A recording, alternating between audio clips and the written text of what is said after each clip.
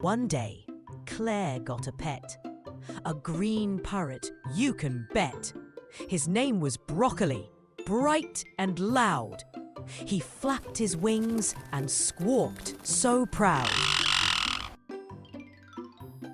Cookie, cookie, Broccoli cries. Claire looks in the jar for just the right size.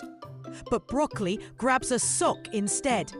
He bites it hard, then bobs his head. Time for lunch, said Claire with cheer.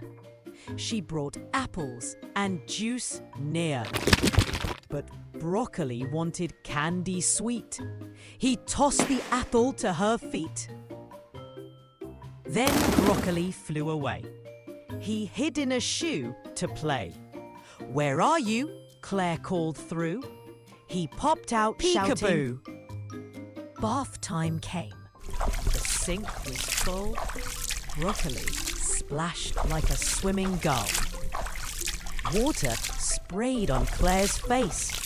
They laughed and hugged in their messy place.